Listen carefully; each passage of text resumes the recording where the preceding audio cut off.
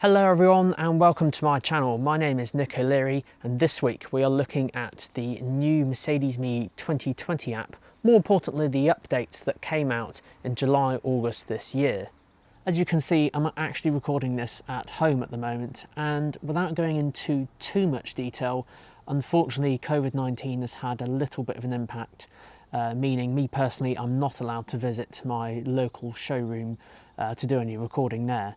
However, I wanted to keep to that traditional weekly upload on a Friday at 4 o'clock, so this is me doing it, guys. And of course, this is for my now 7,000 strong subscribers. That's insane, guys. Just literally at the start of the year, I remembered going over 1,000, and I'm now at 7,000. So thank you so much. Hopefully our regular videos will resume next week or the week after, fingers crossed anyway. Anyway, I've kept you all waiting long enough, let's go.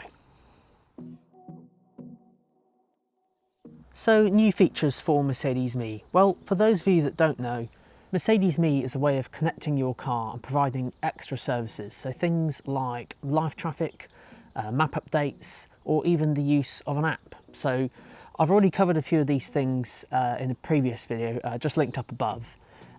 Today we're going to focus on obviously the updates that have come out around about July, August this year, and it was called remote configuration. Now if I'm not mistaken, it's only compatible with cars that have the MBUX system, so that's the one with the Hey Mercedes feature. But basically what it allows you to do, when you have your profile set up in the cars, you have person 1, 2, 3 and 4 with their own settings, so maybe friends, family members with their own settings. This is now extended to the app, so you can also set up settings via the app, which then send to the car. So let's have a look.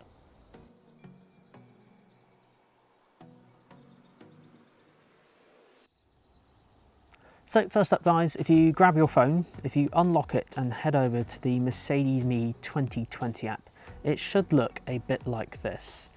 Now, of course, I've got the EQC 400 linked to my Mercedes-Me account on here.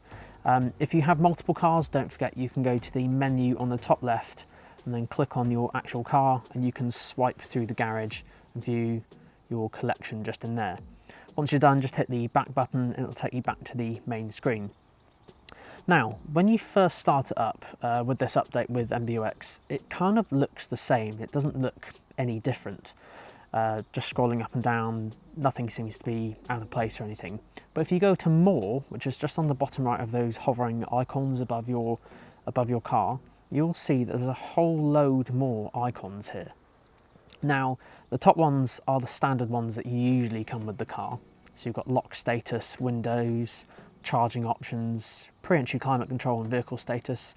Don't forget you might not have some of these because this is an electric car, EQC, so if you just have a petrol or diesel then you obviously won't have the battery one or the pre-entry climate control. But underneath is where you'll see all of the other icons and other things that have appeared with the new update. So if we go through each thing, so lock status, this allows you to unlock and lock the car. It forms part of the vehicle setup package, which is about £29 a year. You can pay less for longer, so if you go 2 years or 3 years, I think they're £59 and £79 from memory. To be honest, most of these things on here form part of that package. The only other thing that's different on the app is the vehicle monitoring package, which on the home screen is the bottom right icon, shows you where the car is basically. So lock status, this shows you if the car is locked or unlocked and can even send notifications through to your phone, so nothing different there. Windows, this allows you to open and close windows on the car on compatible cars. So if you can see this, you can do it. If you don't see it, then unfortunately it's not compatible with your car. Charging options, so for electric cars, this allows you to see the battery status of the car, and you can set the maximum state of charge, even turn on the pre-entry climate control. And speaking of pre-entry climate control, if I go to that, you can also then set the temperature. So for example, if I wanted to set the temperature in the car to 25 degrees, I can save this and it will then send it to the car and prep it ready for when I start my journey. So vehicle status, this basically just gives you an overview of everything on the car. So things from doors, bonnet, windows, even your boot as well. So it kind of just gives you an overview, lets you know if the car's secure or not. Now we move on to a few things that you might not know the Mercedes Me app does. So things like tyre pressure. You can go in here and view the individual tyre pressure of each individual wheel. Now don't worry, like on here for example, you can see a couple of tyres are 1 psi out or maybe even 2 psi out. Depending on where the sun is shining onto the car, one tyre could be warmer than the other, which means one will have greater pressure than the other. So it's best to check it first thing in the morning. Next up we have the vehicle alarm. So vehicle alarm allows you to have notifications through of any dinks or bumps to the car while it's parked. Now this of course isn't a nice notification to receive, but it's quite useful to have this information so you know exactly the right time that it happened. So it's quite useful information really.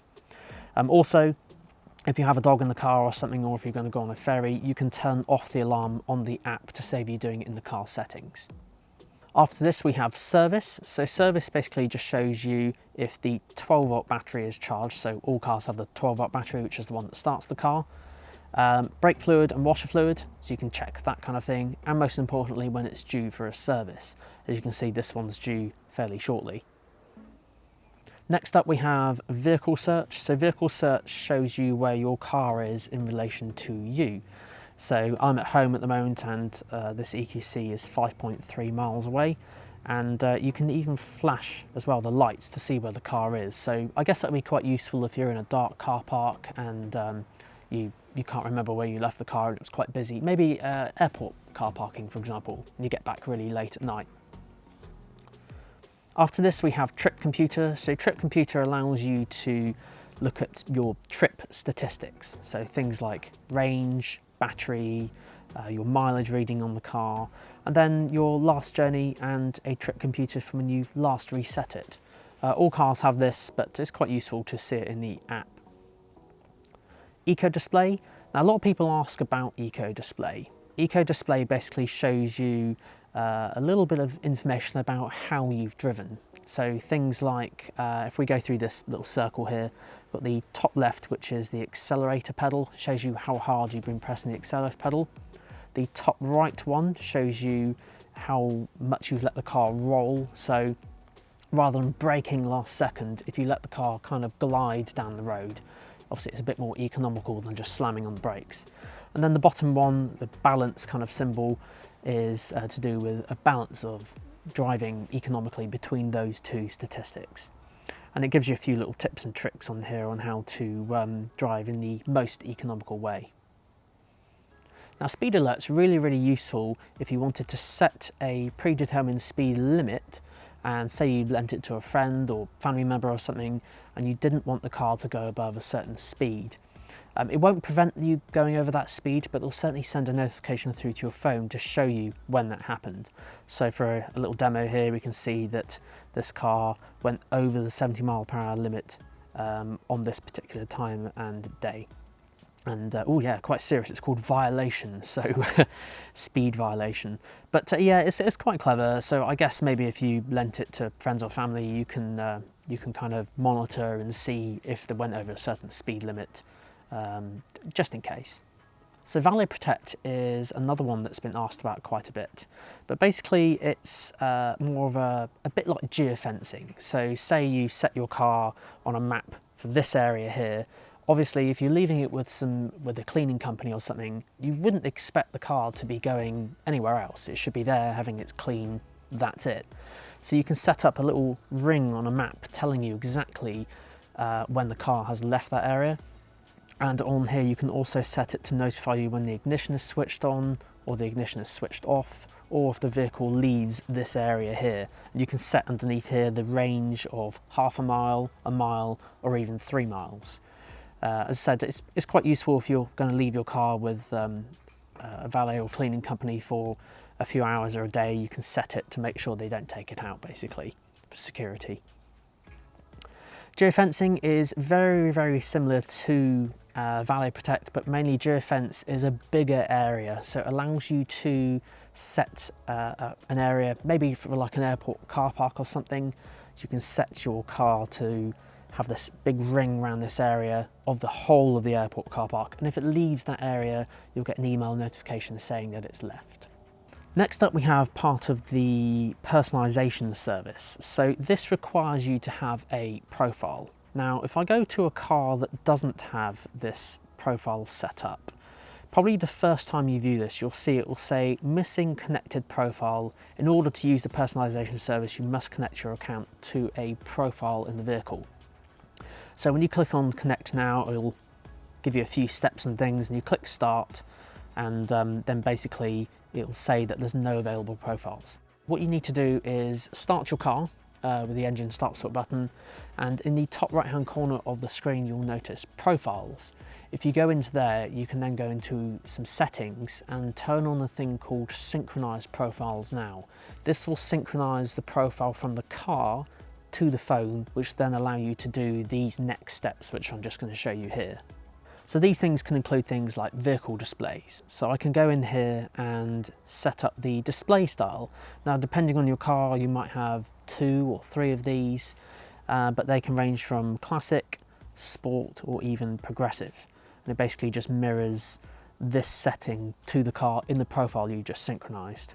Light settings. Now this is something that I'd imagine a few people might use. So if you're lucky enough to have the ambient lighting, you can set all the ambient lighting in here. This is all the colours on the inside of the dashboard. So maybe you can set this to my favourite, which is the blue. I don't want it to do separate zones, and we can save that and it'll send it to the car then. So ready for when I get into it.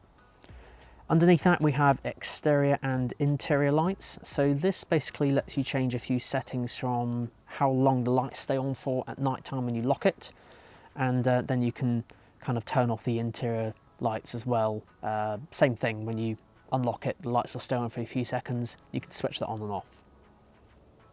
After this we have route settings. So this allows you to change things such as avoiding ferries, tunnels or motorways. To be honest, if you want the fastest route possible, I would always keep those on, but there again, if you didn't want to take a motorway, you could just enable that and click save, and it will then divert you away from motorways for the sat-nav on your next journey. And finally on our list we have vehicle settings. So this allows you to go in here and change things which you can do in the car, but you can do these in the app called acoustic lock, which is basically the toot from the horn when you lock it. So you can turn this on or off on here. Automatic locking, so this is automatic locking above 10 miles an hour. Automatic folding is obviously your mirrors folding in and out automatically when you lock it. And then we've got the automatic reversing camera, which most people want on because hey, it's really cool to obviously see the back of the car and really easy, helps with parking. And that is basically all the updates to the app. Just a few things while we're here. Obviously we've gone through on the bottom here the home, which shows you all the things on the home screen.